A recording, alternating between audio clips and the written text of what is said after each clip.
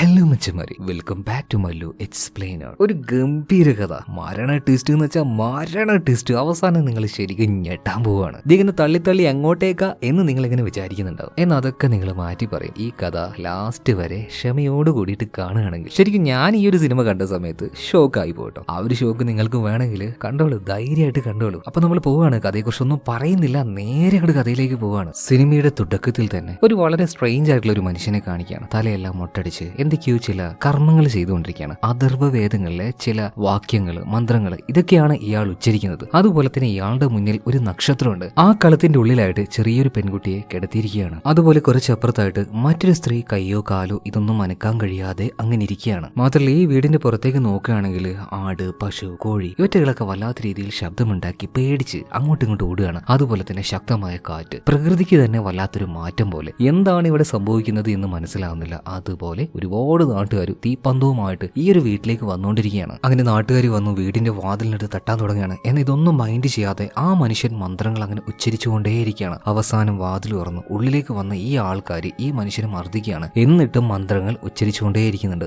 അവസാനം ഈ ഒരു മനുഷ്യനെ തല്ലി ഒരു പരുവാക്കുന്നുണ്ട്. തല്ലി കൊല്ലട വരെ എന്ന് പറഞ്ഞിട്ട് കൂട്ടമായിട്ട് തല്ലുകയാണ്. രക്തമെല്ലാം ഒലിച്ച് അവശനായ ഈ ഒരു മനുഷ്യനെ ഇപ്പൊ ആ ഒരു മരത്തിന്റെ ചുവട്ടിലേക്ക്, അതായത് ഇവരുടെ വീടിന്റെ മുറ്റത്തായിട്ട് ഒരു മരം ഉണ്ടായിരുന്നു, ആ മരത്തിന്റെ ചുവട്ടിലേക്ക് വലിച്ചു കൊണ്ടുപോവാണ്. അതുപോലെ തന്നെ കൂടെ കൈയും കാലും തളർന്നുകൊണ്ടൊരു സ്ത്രീ ഉണ്ടായിരുന്നില്ലേ, അത് ഇയാളുടെ ഭാര്യയായിരുന്നു. ആ സ്ത്രീയും ഇതുപോലെ അടിച്ച് വലിച്ചിഴച്ചു കൊണ്ടുവന്നിട്ട് ആ ഒരു മരത്തിൽ കെട്ടുകയാണ്. നാട്ടുകാരെല്ലാവരും ഓടിക്കൂടിയിട്ടുണ്ട്. എന്താ കാര്യം എന്നല്ലേ, ഈ ഇടയായിട്ട് ഗ്രാമത്തിൽ ഒരുപാട് കുട്ടികൾ മരണപ്പെട്ടു പോകുന്നുണ്ട്. ഇതിനെല്ലാത്തിനും കാരണക്കാരൻ ഇവനാണെന്ന് പറഞ്ഞിട്ട് ആ ഒരു മരത്തിൽ വെച്ച് അവർ ശിക്ഷിക്കാൻ പോവാണ്. ഇവർക്ക് ഒരു മകനുണ്ടായിരുന്നു. ആ ഒരു പയ്യൻ അങ്ങോട്ടേക്ക് ഓടി വരുന്നുണ്ട്. എന്നാൽ ഇവിടുത്തെ പഞ്ചായത്തിന്റെ പ്രസിഡന്റ് ആയിട്ടുള്ള ശേഖർ ആ ഒരു പയ്യനെ പിടിച്ചു വെക്കുകയാണ്, അങ്ങോട്ടേക്ക് പോകണ്ടെന്ന് പറഞ്ഞിട്ട്. ബാക്കിയുള്ള ആൾക്കാരെ അപേക്ഷിച്ച് ഇതൊരു നല്ല മനുഷ്യനാണ്. അതുപോലെ തന്നെ കുട്ടികളുടെ മരണത്തിന് കാരണം ഇവർ തന്നെയാണ്. അതുകൊണ്ട് ഇവരുടെ ദേഹത്തേക്ക് പെട്രോൾ ഒഴിച്ച് ഇവരെ പച്ചയ്ക്ക് തീ കൊളുത്തുകയാണ്. അതുപോലെ തന്നെ അലറി നിലവിളിച്ചുകൊണ്ട് ആ ഒരു സ്ത്രീ പറയുന്നുണ്ട്, ഈ നാട് മുഴുവൻ നശിക്കാൻ പോവുകയാണ്, ഇത് നശിച്ചിരിക്കും, ഇതൊരു ചുടുകാടാവും. ഇത് പറഞ്ഞുകൊണ്ട് അലറി കരഞ്ഞുകൊണ്ട് ആ സ്ത്രീയും അതുപോലെ തന്നെ ആ മനുഷ്യനും വെന്തു മരിക്കുകയാണ്. ഈ ഒരു കാഴ്ച നേരിട്ട് കണ്ട് ഇവരുടെ മകന്റെ അവസ്ഥ എന്തായിരിക്കും? മാനസിക നില ആകെ തെറ്റിപ്പോയി. ആ ഒരു മരത്തിന്റെ ചോട്ട് ഇരുന്നുകൊണ്ട് എന്തൊക്കെയോ മന്ത്രങ്ങൾ ഇങ്ങനെ റിപ്പീറ്റായി ഒരു ബോധമില്ലാതെ പറഞ്ഞുകൊണ്ടിരിക്കുകയാണ്. ഇപ്പൊ നാട്ടുകാർ വന്നിട്ട് പറയാണ്, ഇവനും ഇതുപോലെ എന്തെങ്കിലും പ്രശ്നം ഉണ്ടാകും, ഇവനെയും തീ കൊളുത്തി കൊന്നു കളഞ്ഞാലും. എന്നെ ശേഖർ പറയാണ്, അതൊന്നും വേണ്ട,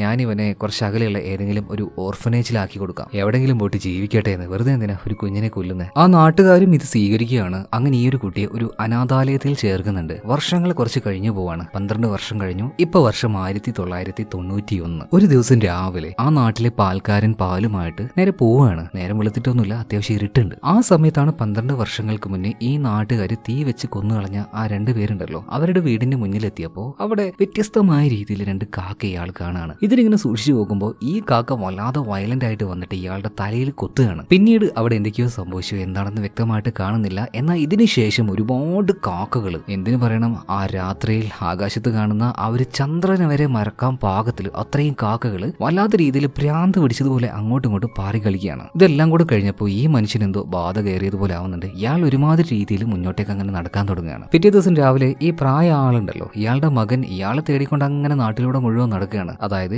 ഇന്ന് കാണാതായ ഒരു പാൽക്കാരനുണ്ടല്ലോ, അയാൾ തന്നെ. ഇവിടെ സീൻ കണ്ട ഈ അടുത്ത സീനിൽ നമ്മുടെ കഥാനായകനെ കാണിക്കുകയാണ്. അവന്റെ പേര് സൂര്യ നാട്ടോ. സൂര്യയും അവന്റെ അമ്മയും കൂടെ അവന്റെ ഒരു ഫ്രണ്ടും ഉണ്ട് ഈ ഒരു നാട്ടിലേക്ക് വരികയാണ്. എന്താ കാര്യം എന്ന് വെച്ചിട്ടുണ്ടെങ്കിൽ അവന്റെ കുടുംബസ്വത്തുണ്ട്, അത് ഈ നാട്ടിലെ സ്കൂളിന് വേണ്ടി എഴുതി കൊടുക്കുകയാണ്. നമ്മുടെ ആ പഞ്ചായത്ത് പ്രസിഡന്റ് ഉണ്ടല്ലോ ശേഖർ ചോദിച്ചുകൊണ്ടാണ് ഇവരിങ്ങനെ എഴുതി കൊടുക്കുന്നത്. അതുപോലെ തന്നെ സൂര്യയുടെ അമ്മയുടെ ചേട്ടന്റെ മകൾ സുധ, അവൾ ഈ ഒരു നാട്ടിലുണ്ട്, അവളെയും കൂടെ കാണാം. ഈ ഒരു ആവശ്യത്തിന് 15 വർഷങ്ങൾക്ക് ശേഷം ഇവർ ഈ ഒരു നാട്ടിലേക്ക് തിരിച്ചു വരികയാണ്. അതായത് സൂര്യയുടെ അമ്മ ഈ നാട്ടിൽ നിന്ന് പോയിട്ട് 2-3 വർഷങ്ങൾക്ക് ശേഷമാണ് ആ ഒരു തീ കൊളുത്തിയ സംഭവം ഉണ്ടല്ലോ അത് നടന്നത്. എന്തായാലും ഇവരിങ്ങനെ വന്നോണ്ടിരിക്കുമ്പോൾ പെട്ടെന്ന് ഇവരുടെ ജീപ്പിന്റെ മുന്നിലേക്ക് ഒരു കാക്ക വന്ന് വീഴാണ്. ഓ, ഇതെന്തോ വല്ലാത്ത അപശകുനമാണെന്ന് സൂര്യയുടെ അമ്മ പറയുമ്പോൾ, ഒന്ന് പോയാമ്മേ ഇതും പറഞ്ഞിട്ട് സൂര്യ ആ ഒരു കാക്കേനെ എടുത്ത് കളയാണ്. അതുപോലെ ഇവർ വരാൻ പോകുന്ന ഈ ഒരു നാട്ടിൽ വലിയൊരു കാളി അമ്മൻ ക്ഷേത്രമുണ്ട്. ആ ക്ഷേത്രത്തിൽ ഒരു പുസ്തകമുണ്ട്. എങ്ങനെയാണോ ആ ഒരു ദേവിയെ ഇവർ ആരാധിക്കുന്നത്, ബഹുമാനിക്കുന്നത്, അതുപോലെ തന്നെ ആ ഒരു പുസ്തകത്തെയും ഇവര് നല്ല രീതിയിൽ ബഹുമാനിക്കുന്നുണ്ട്. ഈ കാര്യങ്ങളൊക്കെ നോക്കുന്നത് ഈ നാട്ടിലെ പൂജാരിയാണ്. ഈ നാടുമായിട്ട് റിലേറ്റ് ചെയ്തിട്ടുള്ള ഓരോ കാര്യങ്ങൾക്കും തീരുമാനം എടുക്കുന്നത്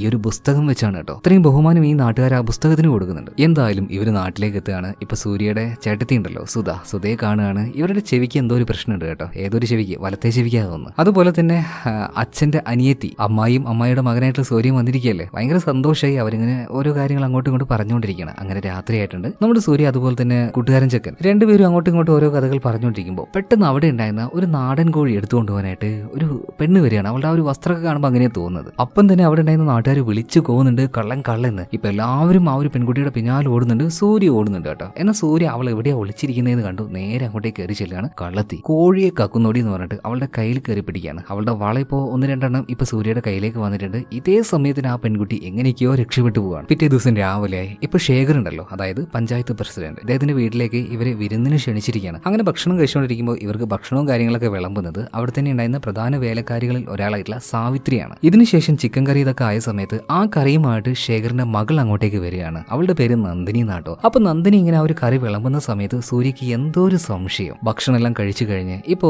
കൈ തോർത്താനായിട്ട് അങ്ങോട്ടേക്ക് പോയപ്പോ അവിടെ ഈ ഒരു നന്ദിനി ഉണ്ടായിരുന്നു. അവളുടെ കയ്യിൽ കയറി പിടിക്കുകയാണ്. എടി കള്ളത്തി, നീ തന്നെയല്ലേ ഇന്നലെ ആ ഒരു കോഴിയെ കക്കാൻ നോക്കിയത്? പക്ഷെ എന്തിന്? എന്തായാലും ഈ സൂര്യക്ക് ഇതൊന്നും മനസ്സിലാവുന്നില്ല. അതുപോലെ അവളുടെ മുഖത്ത് വെച്ച് ഒന്ന് കൺഫേം ചെയ്യുന്നുണ്ട്, അതായത് ഒരു ചുവന്ന തുണി വെച്ചിട്ട്. അതെ, ഉറപ്പാണ്, ഇത് നീ തന്നെയാണ്, എനിക്ക് ഉറപ്പാണ്. ഇപ്പൊ അവളുടെ കയ്യിൽ നിന്ന് ഊരി വന്ന ആ ഒരു വള ഉണ്ടല്ലോ, അത് നമ്മുടെ സൂര്യ ഇട്ട് കൊടുക്കുകയാണ്. എന്തായാലും ഒന്നും വേണ്ടാതെ നന്ദിനി അവിടെ നിന്ന് പോകുന്നുണ്ട്. അതുപോലെ തന്നെ ഈ നന്ദിനിക്ക് ചെറിയൊരു പ്രശ്നമുണ്ട്, എപ്പിലെപ്സി, വിറയല്. അതിൻ്റെതായ ആ ഒരു പ്രശ്നങ്ങൾ ഇടക്കിടക്ക് വിറയൽ വരും, ഭയങ്കര വേദനയോട് കൂടിയിട്ട് അവളിങ്ങനെ പെടക്കും. സോ എപ്പോഴും സ്റ്റോക്ക് ആയിട്ട് ഒരു മരുന്ന് അവളുടെ മുറിയിലുണ്ടാവും. ഇങ്ങനെ അസുഖം വരുമ്പോൾ ആ ഒരു മരുന്ന് ഇഞ്ചെക്ട് ചെയ്യണം. സോ ഇങ്ങനെ ഒരു അവസ്ഥ വന്നാൽ ഇഞ്ചെക്ട് ചെയ്യാനായിട്ട് ഇവർക്കൊരു ഫാമിലി ഡോക്ടർ ഉണ്ട് കേട്ടോ. ഇപ്പൊ ഗ്രാമത്തിന്റെ മറ്റൊരു ഭാഗത്ത് തുടക്കത്തിൽ കാണാതായ ആ ഒരു പാൽക്കാരനുണ്ടല്ലോ, ഇയാളുടെ മുഖത്ത് ഒരുപാട് കുമിള പോലെ എന്തൊക്കെയോ വികൃതമായ രൂപത്തിലായിട്ടുണ്ട്. അതുപോലെ തന്നെ ഇയാൾക്ക് തന്നെ തിരിയുന്നില്ല ഇതെന്താ ഇവിടെ സംഭവിച്ചെന്ന്. മാത്രമല്ല നമ്മുടെ ശേഖരന്റെ ആ ഒരു കുടുംബവുമായിട്ട് സൂര്യയുടെ ഫാമിലി ഇവരൊക്കെ നല്ല അറ്റാച്ച്മെന്റിലാണ്. അപ്പൊ അവിടെ പോവുക വരിക ഇതൊക്കെ സ്വാഭാവികമാണ്. അങ്ങനെ പോയി വരുന്നതിന്റെ ഇടയിൽ സൂര്യ ഒരു കാര്യം കാണുകയാണ്. അതായത് നന്ദിനി ആ വീടിന്റെ ചെറിയ മുതലാളി കൊച്ചാണ്. അവള് ഒരു കാര്യം ചെയ്യണം. എന്താന്ന് വെച്ചാല് ഇവിടുത്തെ വേലക്കാരി സാവിത്രി ഉണ്ടല്ലോ, അവൾക്കും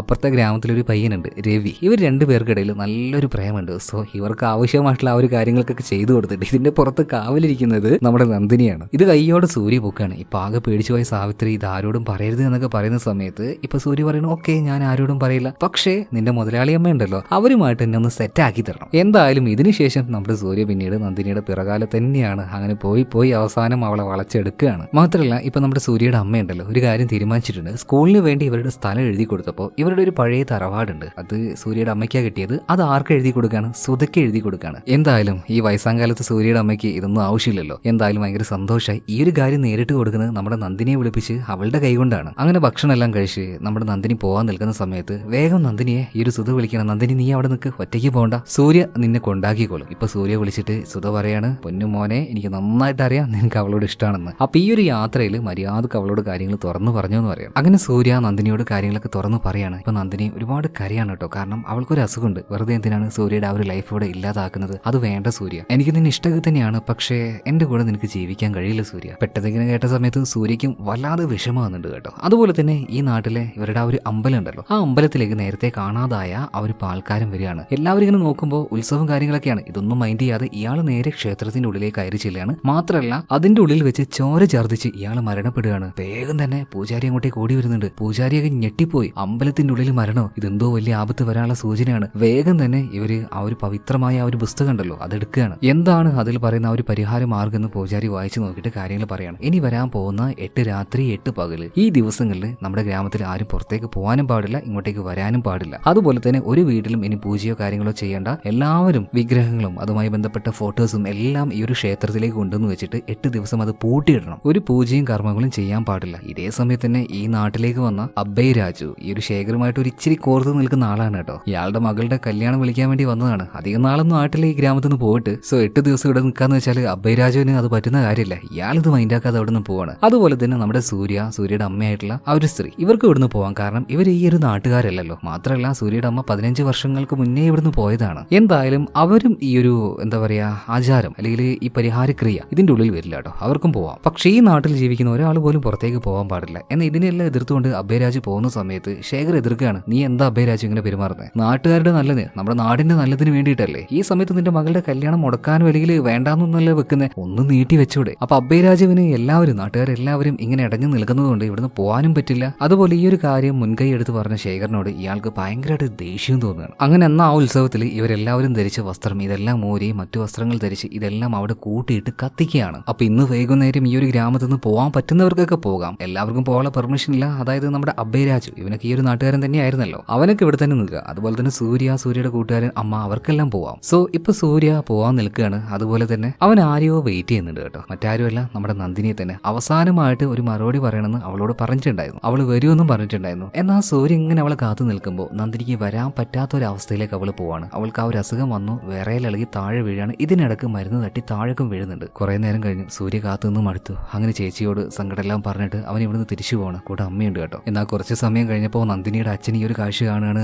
ഓടി വന്ന് നോക്കുമ്പോൾ മരുന്നും കാര്യങ്ങളൊന്നുമില്ല. അതുപോലെ തന്നെ ഡോക്ടറിനെ വിളിക്കുകയാണ്. മരുന്നിപ്പോൾ ഡോക്ടറിന്റെ കയ്യിലുമില്ല. അതുകൊണ്ട് തന്നെ തൊട്ടപ്പുറത്തെ ഗ്രാമത്തിൽ ഒരാളുടെ കയ്യിൽ ഈ ഒരു മെഡിസിൻ ഉണ്ടായിരുന്നു. അവനോട് അതിങ്ങോട്ടേക്ക് കൊണ്ടുവരാൻ വേണ്ടി പറയുന്നുണ്ട്. ഇവനും ആ ഒരു മരുന്നുമായിട്ട് അതിവേഗത്തിൽ ഇങ്ങോട്ടേക്ക് വന്നുകൊണ്ടിരിക്കുകയാണ്. ഇതേ സമയത്ത് തന്നെ നമ്മുടെ സൂര്യ അവന്റെ അമ്മയുടെ കൂടെ ഈ ഒരു നാട് വിട്ട് തന്നെ പോകാൻ നിൽക്കുകയാണ്. അങ്ങനെ ഈ ഒരു നാടിന്റെ ആ ഒരു അതിർത്തിയും കാര്യങ്ങളൊക്കെ വിട്ട് പുറത്തേക്ക് വന്നു. കുറച്ച് മുന്നോട്ടേക്ക് പോയപ്പോൾ ഒരു ആക്സിഡന്റ് കാണുകയാണ്. സൂര്യൻ വേഗം ചെന്ന് നോക്കുമ്പോൾ ഈ മരുന്നുമായിട്ട് വന്ന ആളുണ്ടല്ലോ, ആ ഒരു ചെറുക്കനായിരുന്നു. ഇപ്പൊ എങ്ങോട്ടേക്കും കൊണ്ടുപോകണോ, ആശുപത്രിയിൽ കൊണ്ടുപോകണം എന്ന് ചോദിക്കുമ്പോൾ ഈ പയ്യൻ പറയണ, ഏയ് എനിക്ക് ചെറിയ പരിക്കേ ഉള്ളൂ, ഇതിനേക്കാൾ ഇമ്പോർട്ടന്റ് നമ്മുടെ പഞ്ചായത്ത് പ്രസിഡന്റിന്റെ മകളുണ്ടല്ലോ, ശേഖറിന്റെ മകൾ നന്ദിനി, അവർക്ക് അസുഖം വന്നിട്ടുണ്ട്, ഈ ഒരു മരുന്ന് എത്രയും പെട്ടെന്ന് കൊടുക്കണമെന്ന്. ഇപ്പോഴാണ് സൂര്യക്ക് സത്യം മനസ്സിലാവുന്നത്. സൂര്യ ഒന്നും നോക്കിയില്ല, വേഗം തന്നെ ഈ ഒരു ഗ്രാമത്തിലേക്ക് വരികയാണ് നല്ല സ്പീഡിൽ. ഇപ്പൊ നമ്മുടെ ശേഖർ ഇയാള് നാട്ടുകാരോട് അതുപോലെ തന്നെ പൂജാരിയോട് കരഞ്ഞു പറയുന്നുണ്ട്, നിങ്ങൾ ആ ഒരു ലൈന് ഇപ്പൊ ഇടല്ലേ, കുറച്ചുകൂടെ കാത്തു നിൽക്ക്, അടുത്ത ഗ്രാമത്തിലെ ആള് വരുന്നുണ്ട്. എന്നാൽ ഇതൊന്നും കേൾക്കാൻ പൂജാരി തയ്യാറായിരുന്നില്ല. എന്താണോ കർമ്മത്തിൽ പറയുന്നത് അത് അതുപോലെ ചെയ്യുകയാണ്. അങ്ങനെ ആ ഒരു വരയിട്ട് കഴിഞ്ഞു. ഇതേ സമയത്താണ് സൂര്യ ബൈക്കുമായിട്ട് ഇങ്ങോട്ടേക്ക് അതിവേഗത്തിൽ വരുന്നത്. അതായത് ഈ 8 ദിവസം അവനും ഇനി ഇവിടെ തന്നെ നിൽക്കണം. എന്തായാലും മരുന്ന് വേഗം കൊണ്ടുപോയിട്ട് അവൾക്ക് ആ ഒരു മരുന്ന് കൊടുക്കുകയാണ്. ഇതേ സമയത്ത് തന്നെ അയൽഗ്രാമത്തിലെ ആൾക്കാർ വന്നിട്ട് ചോദിക്കുകയാണ്, നിങ്ങൾക്ക് എന്താ പറ്റിയത്? ഇതേ സമയത്ത് തന്നെ പൂജാരി വരികയാണ്. ഇവിടെ ഞങ്ങളൊരു കർമ്മം നടത്താൻ വേണ്ടി പോവാണ്, നിങ്ങളുടെ ഗ്രാമത്തിൽ നിന്ന് ആരും ഇങ്ങോട്ടേക്കും വരണ്ട, ഒരു സാധനം ഇങ്ങോട്ടേക്ക് തരുവും വേണ്ട, നമ്മൾ അങ്ങോട്ടേക്കും വരാൻ പോകുന്നില്ല 8 ദിവസത്തേക്ക്. ഇപ്പൊ അയൽഗ്രാമത്തിലെ എല്ലാവർക്കും ഒരു സംശയം തോന്നുകയാണ്, ഇവരുടെ ഗ്രാമത്തിൽ ഇനി എന്തെങ്കിലും മാറാ വ്യാധി വല്ലതും പടർന്നു പിടിച്ചോ? ശരിക്കും ഇവർക്കൊന്നും അറിയില്ല ഇവരെന്തിനിങ്ങനെ വെച്ച് പൂട്ടിയതൊന്നും. എന്തായാലും നമ്മുടെ നന്ദിനിക്ക് സൂര്യ കൊണ്ടുവന്ന ഒരു മരുന്ന് കൊടുക്കുകയാണ്. അവൾ ഓക്കെ ആയിട്ടുണ്ട്. അങ്ങനെ അന്നേ ദിവസം രാത്രി ഇവിടെ ഇങ്ങനെ ഒരു കർമ്മവും കാര്യങ്ങളൊക്കെ നടക്കാണല്ലോ. ഈ നാട് വിട്ട് ആരും പുറത്തേക്ക് പോകാൻ പാടില്ല. എന്നാൽ ഇതിനെയെല്ലാം മറികടന്നുകൊണ്ട് നമ്മുടെ ആ ഒരു വേലക്കാരി പെണ്ണുണ്ടല്ലോ സാവിത്രി, അവൾ ഇന്ന് രവിയുടെ കൂടെ നാട് വിടാൻ വേണ്ടി പോവാണ്. എന്തായാലും അവള് വലിയ ഭയോ അല്ലെങ്കിൽ ആ ഒരു കർമ്മത്തിന് ബഹുമാനോ കാര്യങ്ങളൊന്നും കൊടുത്തില്ല. അവൾ ആ ഒരു വര താണ്ടിക്കൊണ്ട് അപ്പുറത്തേക്ക് കിടക്കാണ്. രവി ഒരു ഭാഗത്ത് കാത്തു നിൽക്കുന്നുണ്ടായിരുന്നു. അങ്ങനെ രണ്ടുപേരും നേരെ റെയിൽവേ സ്റ്റേഷനിലേക്ക് ഓടി ചെല്ലുകയാണ്. അവൾക്കൊരു പേടിയുണ്ടായിരുന്നു. രവി പറയണ, നീ എന്തിനാ പേടിക്കുന്നത്? നമുക്ക് 2 പേർക്കുള്ളതാ ടിക്കറ്റ് വരെ ഞാൻ എടുത്തു കഴിഞ്ഞു. അതല്ല എന്തോ ഉള്ളിൽ ചെറിയൊരു പേടി പോലെ, നീ എന്തിനാ ഈ പേടിക്കുന്നത്? വാ, ട്രെയിൻ വരാനായിരുന്നുണ്ട്. പതിയെ പതിയെ ആ ഒരു പ്ലാറ്റ്ഫോമിലേക്ക് നമ്മുടെ ഈ ഒരു രവി ചെല്ലുകയാണ്. എന്നാൽ എന്തോ നല്ല മഞ്ഞോ വ്യക്തമായിട്ട് കാണാൻ കഴിയാത്ത ഒരു സമയം ആയതുകൊണ്ട് തന്നെ നമ്മുടെ രവിക്ക് ചെറിയൊരു അപകടം പറ്റുകയാണ്. അതിലൂടെ വന്ന ആ സമയത്ത് വന്ന ട്രെയിൻ അവനെ ഇടിച്ചു തെറിപ്പിച്ചുകൊണ്ട് അങ്ങോട്ട് പോവാണ്. പോട്ടിൽ മരണപ്പെട്ടു. ഈ കാഴ്ച നേരിട്ട് കണ്ട സാവിത്രിയുടെ അവസ്ഥ എന്തായിരിക്കും? ആകെ തകർന്നുപോയി. അവളുടെ താളം തെറ്റുകയാണ്. എന്താ ചെയ്യേണ്ടതെന്ന് അവൾക്കൊരു പിടുത്തമില്ല. അങ്ങനെ ഒരു കൺട്രോളും ഇല്ലാതെ അവൾ അങ്ങനെ നടക്കുകയാണ്. ആ ഗ്രാമത്തിൽ വരച്ചു വെച്ച ആ ഒരു വരയും താണ്ടി അവൾ ഉള്ളിലേക്ക് ചെന്നു. ഈ കർമ്മം അതിനെ ഭേദിച്ച ആദ്യത്തെ ആളാണ് സാവിത്രി. അവൾക്ക് അതിനുള്ള ഒരു പണിഷ്മെന്റ് കിട്ടുകയും ചെയ്തു. അവിടെ ഉണ്ടായിരുന്ന ഒരു തേനീച്ചക്കൂടിലേക്ക് അവളുടെ തല അവൾ കൊണ്ടുപോയി അങ്ങ് വെക്കുകയാണ്. പിന്നത്തെ കാര്യം പറയണ്ടല്ലോ, തല മുഴുവനായിട്ടും തേനീച്ചകൾ കുത്തും. പിന്നീട് എന്ത് സംഭവിച്ചു എന്ന് കാണിക്കുന്നില്ല. അതുപോലെ തന്നെ സൂര്യക്ക് ഇനി 8 ദിവസം കഴിഞ്ഞാലല്ലേ ഈ ഒരു ഗ്രാമം വിട്ട് പോകാൻ പറ്റുള്ളൂ. അതുപോലെ തന്നെ അവന്റെ ചേച്ചിക്ക് ആ ഒരു ചെവി വേദന വല്ലാതെ കൂടി വരികയാണ്. അതിനുള്ള മരുന്നും കാര്യങ്ങളൊക്കെ അവൻ ഒഴിച്ചു കൊടുക്കുന്നുണ്ട്. അതുപോലെ തന്നെ സുധ പറയാണ്, മോനെ സൂര്യ 8 ദിവസം നീ ഇനി ഒരു നാട്ടിലുണ്ട്. ഈ സമയത്ത് എങ്ങനെയെങ്കിലും അവളുമായിട്ടൊന്ന് അടുക്കാൻ ശ്രമിക്കും. ഇതുപോലെ നന്ദിനി ഇങ്ങോട്ടേക്ക് വിളിക്കുകയാണ്. നന്ദിനി സൂര്യയുമായിട്ട് സംസാരിക്കുന്നുണ്ട്. സൂര്യ പറയാണ്, ഞാൻ വിചാരിച്ചു നിനക്ക് എന്നോട് ഇഷ്ടം ഉണ്ടാവില്ല, അതുകൊണ്ടാണ് നീ വരാതിരുന്നതെന്ന്. ഇപ്പൊ എനിക്ക് കാര്യങ്ങളൊക്കെ മനസ്സിലായി, നിന്റെ അസുഖത്തെക്കുറിച്ചും എനിക്ക് മനസ്സിലായി. അതൊന്നും എനിക്ക് പ്രശ്നമില്ല. എനിക്ക് നിന്നോട് അത്ര ഇഷ്ടമാണ് നന്ദിനി. എന്ത് വന്നാലും അത് നേരിടാനുള്ള ചങ്കൂറ്റും അതുപോലെ തന്നെ ധൈര്യം, അത്രത്തോളം സ്നേഹം എനിക്ക് നിന്നോടുണ്ട്. പ്ലീസ് എന്റെ കൂടെ വാ, നമുക്ക് ഒരുമിച്ച് ജീവിക്കാന്നൊക്കെ പറയുമ്പോൾ നന്ദിനി അവനെ കെട്ടിപ്പിടിച്ച് കാര്യമാണ്. സൂര്യ, എനിക്ക് നിന്നോട് ഇഷ്ടമുണ്ട്. അതുപോലെ തന്നെ 8 ദിവസം നിനക്ക് ഇനി ഒരു നാട് വിട്ട് പോകാൻ കഴിയില്ലല്ലോ. ദാ എന്റെ കഴുത്തിലിരിക്കുന്ന ഈ ഒരു മാല നീ നിന്റെ കഴുത്തിൽ വെച്ചോ. എല്ലാത്തരം ദുഷ്ടശക്തികളിൽ നിന്നും നിനക്ക് രക്ഷപ്പെടാൻ പറ്റും. ആരും ഒരു ദുഷ്ടശക്തിയും നിന്നെ എതിർക്കാനോ അല്ലെങ്കിൽ ഉപദ്രവിക്കാനോ വരില്ല. ഇപ്പൊ വീണ്ടും നമ്മുടെ സൂര്യ നന്ദിനിയെ കെട്ടിപ്പിടിച്ചുകൊണ്ട് പറയാണ്, നന്ദിനി ഇനി എന്തൊക്കെ വന്നാലും ശരി, നീ ഇല്ലാതെ ഈ ഗ്രാമം വിട്ട് ഞാൻ പോവില്ല. അങ്ങനെ അന്നേ ദിവസം രാത്രി ഇപ്പൊ സൂര്യയുടെ ചേച്ചിയായിട്ടുള്ള സുധ രാത്രിയായപ്പോ എന്തോ ഒരു കരച്ചിൽ, ഒരു ശബ്ദം അങ്ങനെ കേട്ട് കാടിന്റെ ഭാഗത്തേക്ക് പോയി നോക്കുമ്പോൾ ഇവരുടെ ഗ്രാമത്തിൽ നീ അടുത്ത് കാണാതായ ഒരു തോട്ടക്കാരൻ ഇയാളെ കാണുകയാണ്. മാത്രമല്ല സുധ ഇപ്പൊ അയാളെ കണ്ട ഉടനെ തന്നെ ഇയാൾ എന്താ ചെയ്യുന്നത്, ഒരു അരിവാളെടുത്ത് ഇയാളുടെ കഴുത്ത് ഒരൊറ്റ മുറിക്കലാണ്. ഈ ഒരു കാര്യം കണ്ട ഒരു മനുഷ്യൻ, നോർമൽ ആയിട്ടുള്ള ഒരു മനുഷ്യൻ പേടിക്കില്ലേ, പേടിച്ച് നിലവിളിച്ച് കൂക്കി വിളിക്കുകയാണ് സുധ. നാട്ടുകാരൊക്കെ ഓടിയെത്തുകയാണ്. നോക്കുമ്പോ എന്താ, ഇയാൾ ആത്മഹത്യ ചെയ്തിരിക്കുകയാണ്. പക്ഷെ ഇത് എന്തിനാണെന്ന് ആർക്കും മനസ്സിലാവുന്നില്ല. ഇയാൾക്ക് യാതൊരു പ്രശ്നവുമില്ലായിരുന്നു. എന്തായാലും സുധ ആകെ ഷോക്കായി പോയിട്ടുണ്ട്. മാത്രമല്ല അവളുടെ ആ ഒരു ചെവിയുടെ വേദന വല്ലാതെ കൂടുന്നുണ്ട്. ഈ കാര്യങ്ങളൊക്കെ സൂര്യയോടും പറയുന്നുണ്ട്. അതുപോലെ തന്നെ സൂര്യ നമ്മുടെ നന്ദിനി അവരുടെ ആ ഒരു റിലേഷൻ നന്നായിട്ട് വന്നിട്ടുണ്ട്. രണ്ടുപേരും തമ്മിൽ നല്ല പ്രണയം റൊമാൻസ് എല്ലാം തുടങ്ങിയിട്ടുണ്ട്. അതുപോലെ തന്നെ സൂര്യയുടെ ചേച്ചിയായിട്ടുള്ള സുധയെ കാണിക്കുകയാണ്. എന്തുകൊണ്ടാണെന്നറിയില്ല, അവരുടെ ആ ഒരു ചെവിയുടെ വേദന വല്ലാതെ കൂടിയത് കൊണ്ടാണോ മറ്റെന്തെങ്കിലും കാരണം കൊണ്ടാണെന്നോ അറിയില്ല, ഇവരുടെ കയ്യിലേക്ക് ഒരു കൂർത്ത കമ്പി എടുക്കണം. എന്നിട്ട് ചെവിയിലേക്ക് പലതവണ കുത്തി അവർ സ്വയം മരണപ്പെടുകയാണ് കേട്ടോ. പിറ്റേ ദിവസം രാവിലെയാണ് സൂര്യ ഈ ഒരു കാര്യം അറിയുന്നത്. ഒരുപാട് വിഷമിച്ചു. അതുപോലെ തന്നെ ചടങ്ങും കാര്യങ്ങളൊക്കെ ചെയ്തുകൊണ്ടിരിക്കുമ്പോൾ ചേച്ചിയോട് അവസാനമായിട്ട് യാത്ര പറയാനായിട്ട് അവരുടെ അടുത്തേക്ക് ചെല്ലുന്ന സമയത്ത് സൂര്യ ഒരു കാര്യം ശ്രദ്ധിക്കുകയാണ്. അതായത് ചേച്ചി ഇങ്ങനെ വേദന കാരണം ആത്മഹത്യ ചെയ്യുകയാണെങ്കിൽ വേദനയുള്ള ചെവിയിലല്ലേ ആ ഒരു കമ്പിയിട്ട് കുത്തുള്ളൂ, എന്നാൽ കുത്തിയിരിക്കുന്നത് മറ്റേ ചെവിയിലാണ്. ഇതിനർത്ഥം ഇതൊരു സാധാരണ മരണമല്ല, ഒന്നില്ലെങ്കിൽ ഒരു കൊലപാതകം, അല്ലെങ്കിൽ ഇതിന്റെ പിന്നിൽ മറ്റെന്തെങ്കിലും ഒരു കാരണമുണ്ട്. ഇതിങ്ങനെ 2 മരണം അടുപ്പിച്ച് വന്നപ്പോൾ പൂജാരി നാട്ടുകാരൊക്കെ വീണ്ടും കൂടുകയാണ്. നാട്ടിൽ വേറെ എന്തൊക്കെയോ പ്രശ്നങ്ങളുണ്ട്. അതായത് നമ്മൾ ചെയ്ത ഈ ഒരു കർമ്മം ഇത് ആരെങ്കിലും തെറ്റിച്ചോ, നമ്മുടെ നാട്ടിൽ നിന്ന് ആരെങ്കിലും പുറത്തേക്ക് പോയിട്ടുണ്ടോ, ഈ കാര്യങ്ങളൊക്കെ പോയി അന്വേഷിക്കുന്ന പറയുമ്പോൾ എല്ലാവരും പല ദിക്കിലേക്ക് പോയിട്ട് അന്വേഷിക്കുകയാണ്. എന്നാൽ വേലക്കാരിയായിട്ടുള്ള സാവിത്രി ഉണ്ടല്ലോ, അവളുടെ അച്ഛനും അമ്മയും ഈ ഒരു കാര്യം മറച്ചു വെക്കാണ്. അവള് വീട്ടിന്റെ ഉള്ളിലുണ്ട് കുളിക്കാന്നൊക്കെ പറഞ്ഞിട്ട്. എന്നാൽ ഇവരെല്ലാം പോയി കഴിഞ്ഞപ്പോൾ ഈ സാവിത്രിയുടെ അച്ഛനും അമ്മയും പറയാണ്, ഇതുപോലൊരു നശിച്ച പെണ്ണുണ്ടായത് കൊണ്ട് കണ്ടില്ലേ ഓരോരോ ദുശകുനങ്ങൾ വരുന്നത്, അവൻ ആരെയോ കൂടെ ഓടിപ്പോയി, അതുകൊണ്ടായിരിക്കും ഇതൊക്കെ സംഭവിക്കുന്നത്. പക്ഷേ മകൾ ഓടിപ്പോയ കാര്യം ഇവര് പറയുന്നില്ല കേട്ടോ. അതുപോലെ ആ നാട്ടിലുണ്ടായിരുന്ന വലിയൊരു കാട് കാണിക്കുകയാണ്. ഇതിന്റെ മുകളിലൂടെ നമ്മൾ നേരത്തെ കണ്ട ആ ഒരു ബാധ പിടിച്ച കാക്കയുണ്ടല്ലോ, ഈ കാക്ക അങ്ങനെ ആ കാടിന്റെ മുകളിലൂടെ പാറി പോകുമ്പോൾ പെട്ടെന്നൊരു സമയമായപ്പോൾ ഈ കാക്കയ്ക്ക് പറക്കാൻ പറ്റുന്നില്ല. ഇത് പെട്ടെന്ന് തന്നെ കുഴഞ്ഞു വീണ് താഴേക്ക് വീഴാണ്. അവിടെ തന്നെ ഒരു ശക്തനായ മന്ത്രവാദിയായിട്ടുള്ള അഘോരി ഉണ്ടായിരുന്നു. ഈ അഘോരി ഇപ്പൊ ആ ഒരു കാക്കയെ പിടിക്കുകയാണ്. അതിന്റെ കാലിലൊന്ന് തടവി നോക്കുന്നുണ്ട്, ഒരു ഇച്ചിരി രക്തം കാണുകയാണ്. ഇതോടെ പല സൂചനകളും ഈ ഒരു അഘോരിക്ക് ലഭിക്കുന്നുണ്ട്. ഇയാൾ വേഗം തന്നെ ഈ ഗ്രാമത്തിലേക്ക് എത്തുകയാണ്. എന്നിട്ട് ഈ പൂജാരി ബാക്കിയുള്ള എല്ലാവരും വരച്ചു വെച്ച ആ ഒരു വരയുണ്ടല്ലോ, അതിലേക്ക് കൈവച്ചുകൊണ്ട് ചില കാര്യങ്ങൾ ഈ അഘോരി മനസ്സിലാക്കുന്നുണ്ട്. എന്താ പ്രശ്നം എന്നൊക്കെ ചോദിച്ചപ്പോൾ ഈ നാട്ടുകാരും അതുപോലെ തന്നെ പൂജാരിയും പറയാണ്, ഇതുപോലെ 2 കൊലപാതകങ്ങൾ നടന്നു, അതുപോലെ ക്ഷേത്രത്തിന്റെ ഉള്ളിൽ വെച്ച് ഒരാൾ മരണപ്പെടുകയും ചെയ്തു, അതുകൊണ്ടാണ് ഇങ്ങനെ ഒരു കർമ്മം എന്നൊക്കെ. ഇതേ സമയത്ത് അഘോരി പറയാണ് 2 മരണമല്ല 4 മരണങ്ങൾ സംഭവിച്ചിട്ടുണ്ടെന്ന്. എന്നാൽ ബാക്കിയുള്ള 2 പേര് ആരാണ്, ഇത് ഗ്രാമത്തിലുള്ള ആർക്കും മനസ്സിലായിട്ടില്ല. ഇതേ സമയത്ത് ഇതെല്ലാം കണ്ടുകൊണ്ടിരിക്കുന്ന സൂര്യ നഗരത്തിൽ ജീവിച്ച ആളല്ലേ, ഇതൊക്കെ ഭയങ്കര ഒരു വിഡ്ഢിത്തരമായിട്ട് അന്ധവിശ്വാസത്തിന്റെ ഏറ്റവും മൂർധന്യാവസ്ഥയിലായിട്ടൊക്കെ നമ്മുടെ സൂര്യക്ക് തോന്നുകയാണ്. എന്തിവിടെ സംഭവിക്കുന്നതെന്ന് സൂര്യ പോ നമ്മുടെ ഡോക്ടർ ഉണ്ടല്ലോ, ഡോക്ടറോട് ചോദിക്കുകയാണ്. അപ്പൊ ഡോക്ടറും കാര്യങ്ങളൊക്കെ പറഞ്ഞു കൊടുക്കുന്നുണ്ട്. ഒരു 12 വർഷങ്ങൾക്ക് മുന്നേ നമ്മുടെ ഈ ഒരു ഗ്രാമത്തിൽ ഒരുപാട് കുട്ടികൾ മരണപ്പെട്ടു പോയി. അതിന്റെ കാരണക്കാരായിട്ടുള്ള ഒരു ഭാര്യയും ഭർത്താവിനെയും നാട്ടുകാരെല്ലാവരും കൂടെ ഒരു മരത്തിൽ കെട്ടിവെച്ച് കത്തിച്ചു കളഞ്ഞു. എനിക്ക് അന്നത്തെ സംഭവം റിപ്പീറ്റ് ആവുകയാണെന്നാണ് തോന്നുന്നത്. അന്ന് കുട്ടികളാണെങ്കിൽ ഇന്ന് വലിയ ആൾക്കാരാണ് മരണപ്പെടുന്നത്. എന്തായാലും ഇത് കേട്ടപ്പോൾ ഇതിന്റെ പിന്നിലൊക്കെ എന്തോ ഒരു രഹസ്യം ഉണ്ടെന്ന് മനസ്സിലായ സൂര്യ ഉണ്ടല്ലോ, മരണപ്പെട്ടു പോയ ആ ഒരു തോട്ടക്കാരൻ, അതായത് അവന്റെ ചേച്ചിയുടെ മുന്നിൽ വെച്ച് ആത്മഹത്യ ചെയ്ത കഴുത്തറുത്ത് മരിച്ച ആ ഒരു തോട്ടക്കാരുണ്ടല്ലോ, ഇയാളുടെ വീട്ടിലേക്ക് ചെല്ലുകയാണ്. ഇയാൾ ഏതൊക്കെ വഴിയിലൂടെയാണ് പോവാറ് എന്ന് ചോദിക്കുകയാണ്. ആ വഴിയിലൂടെ ഈ ഒരു സൂര്യ അതുപോലെ തന്നെ ഡോക്ടർ ഇവർ പോയി നോക്കുമ്പോൾ ഇയാളുടെ സൈക്കിള് അതുപോലെ തന്നെ പാത്രം ഇതെല്ലാം വീണ് കിടക്കുന്ന ഒരു സ്ഥലം കാണുകയാണ്. കുറച്ചുകൂടെ മുന്നോട്ടേക്ക് പോയപ്പോൾ ഭീകരമായിട്ടുള്ള മറ്റൊരു കാഴ്ച കാണുകയാണ്. അതായത് വേലക്കാരിയായിട്ടുള്ള സാവിത്രി ഒരുപാട് തേനീച്ചക്കടിയേറ്റ് മരണപ്പെട്ട് കിടക്കുന്ന കാഴ്ച. പെട്ടെന്ന് തന്നെ വിവരങ്ങൾ അറിഞ്ഞു, നാട്ടുകാർ ഓടിക്കൂടുകയാണ്. ആ കൂട്ടത്തില് സാവിത്രിയുടെ അച്ഛനും അമ്മയും ഉണ്ടായിരുന്നു. ഇവരിങ്ങനെ അലറി കരഞ്ഞുകൊണ്ടിരിക്കുകയാണ്. ഞങ്ങൾ കരുതിയത് മകൾ ആരുടെയോ കൂടെ ഓടിപ്പോയെന്നാണ്, പക്ഷേ അവൾക്ക് ഇങ്ങനെ ഒരു ഗതി വന്നല്ലോ ദൈവമേ എന്ന് പറഞ്ഞിട്ട് 2 പേരും അലറി കരയുന്നുണ്ട്. ഇതേ സമയത്ത് തന്നെ സാവിത്രിയുടെ കയ്യിൽ നിന്നും സൂര്യക്ക് 2 ടിക്കറ്റുകൾ കിട്ടുകയാണ്. ഇത് ആരെയും അവൻ കാണിക്കുന്നില്ല. അപ്പൊ തന്നെ നമ്മുടെ സൂര്യക്ക് കാര്യം മനസ്സിലായി. അതായത് അവള് റെയിൽവേ സ്റ്റേഷനിലേക്ക് പോയിട്ടുണ്ട്. അവിടുന്ന് പോയിട്ട് ഇങ്ങോട്ടേക്ക് തിരിച്ചു വരണമെങ്കിൽ മറ്റെന്തെങ്കിലും ഒരു കാരണം ഉണ്ടായിട്ടുണ്ടാവും. എന്തായാലും സൂര്യയുടെ ഉള്ളിൽ ചില സംശയങ്ങളൊക്കെ ഉണ്ട്. എന്തായാലും ആ ഒരു ചടങ്ങ് അല്ലെങ്കിൽ ആ ഒരു വര താണ്ടി നന്ദിനി പോയി തിരിച്ചു വന്നത് കൊണ്ടായിരിക്കണം അവൾക്ക് ഈ ഒരു അവസ്ഥ വന്നത് എന്നിപ്പോ സൂര്യ വരെ വിശ്വസിക്കാൻ തുടങ്ങി. എന്തായാലും അവന്റെ ഉള്ളിൽ ആ ഒരു സംശയം വെച്ച് നേരെ റെയിൽവേ സ്റ്റേഷനിലേക്ക് വിളിക്കാണ്. ഇതുപോലെ ഒരു അപകടം ഈ അടുത്ത് നടന്നു ചോദിക്കുമ്പോൾ അവിടുത്തെ ആള് പറയുന്നത് ഒരു ആക്സിഡന്റ് നടന്നിട്ടുണ്ട്, പക്ഷെ ആരാന്നറിയില്ല. എന്തായാലും അത് ആരാണെന്ന് കൺഫേം ചെയ്യാൻ വേണ്ടി സൂര്യയുടെ ആ ഒരു ഫ്രണ്ട് ഇപ്പോഴും പുറത്താണല്ലോ, അവനോട് മോർച്ചറിയിൽ പോയിട്ട് ചെക്ക് ചെയ്യാൻ പറയുന്നുണ്ട്. അത് മറ്റാരുമല്ല, സാവിത്രിയുടെ കാമുകനായിട്ടുള്ള അന്ന് ഒളിച്ചോടാൻ നോക്കിയ രവി, അവന്റെ ബോഡി തന്നെയായിരുന്നു. ഈ ഒരു വിവരം അറിഞ്ഞപ്പോൾ സൂര്യ പെട്ടെന്ന് തന്നെ ആ ഒരു പൂജാരിയെ കാണാനായിട്ട് ഇവിടെ നിന്ന് ഇറങ്ങുകയാണ് കേട്ടോ. മാത്രമല്ല ഇതേ സമയത്തിന് പൂജാരി അവിടെ കറക്കുന്ന ഒരു പശുവിന്റെ ആ ഒരു പാലിലേക്ക് നോക്കുമ്പോൾ പാലിന് പകരം രക്തമാണ് വരുന്നത്. ഇപ്പൊ പൂജാരിക്ക് മനസ്സിലായി ഈ ഒരു കർമ്മത്തെ ആരോ ഒരാൾ നശിപ്പിച്ചിട്ടുണ്ട്, അതായത് ആരോ ഒരാൾ പുറത്തേക്ക് പോയി വന്നിട്ടുണ്ട്, അതുകൊണ്ടാണ് ഇത് നല്ല രീതിയിൽ മുന്നോട്ടേക്ക് പോകാത്തത്. ഇതേ സമയത്തിന് സൂര്യ വന്ന് പൂജാരിയോട് കാര്യങ്ങളൊക്കെ പറയാണ്. അതായത് സാവിത്രി വെറുതെ അങ്ങ് മരണപ്പെട്ടതല്ല, അവളുടെ കാമുകനായിട്ടുള്ള രവിയുടെ കൂടെ നാട് വിടാൻ ശ്രമിച്ചിരുന്നു. റെയിൽവേ സ്റ്റേഷനിൽ വെച്ച് ഈ രവി മരണപ്പെട്ടു, അതിന്റെ ശേഷമാണ് സാവിത്രി ഇങ്ങോട്ടേക്ക് തിരിച്ചു വന്നത്, അതുകൊണ്ടായിരിക്കും അവള് മരണപ്പെട്ടത്. എന്നാൽ ഇവിടെ മറ്റൊരു കാര്യം സംഭവിച്ചിട്ടുണ്ട്. എന്താന്ന് വെച്ചിട്ടുണ്ടെങ്കിൽ ഒരു വിചിത്രമായിട്ടുള്ള കാര്യമാണ്, ഈ രവി മരണപ്പെടുന്നത് നേരിട്ട് കണ്ടത് ആരാണ്? സാവിത്രി. അതുപോലെ തന്നെ സാവിത്രി ഇങ്ങോട്ടേക്ക് വന്നിട്ട് അവളുടെ മരണം നേരിട്ട് കണ്ടത് അല്ലെങ്കിൽ അവളുടെ ആ ഒരു ബോഡി ആദ്യമായിട്ട് കണ്ടത് ആരാണ്? ആ ഒരു തോട്ടക്കാരൻ. ഈ തോട്ടക്കാരൻ ആരുടെ മുന്നിൽ വെച്ചാണ് മരണപ്പെട്ടത്? എന്റെ ചേച്ചിയായിട്ടുള്ള സുധ. അതായത് ഈ മരണപ്പെടുന്ന ആൾക്കാരെ ആദ്യമായിട്ട് ആരാണോ കാണുന്നത് അവരാണ് അടുത്തതായിട്ട് കൊല്ലപ്പെടാൻ പോകുന്നത്. അങ്ങനെയാണെങ്കിൽ ഇനി അടുത്തതായിട്ട് മരണപ്പെടാൻ പോകുന്നത് മറ്റാരുമില്ല, ശേഖറിന്റെ മകളായിട്ടുള്ള നന്ദിനിയാണ്. കാരണം മരണപ്പെട്ട് കിടക്കുന്ന സുധയെ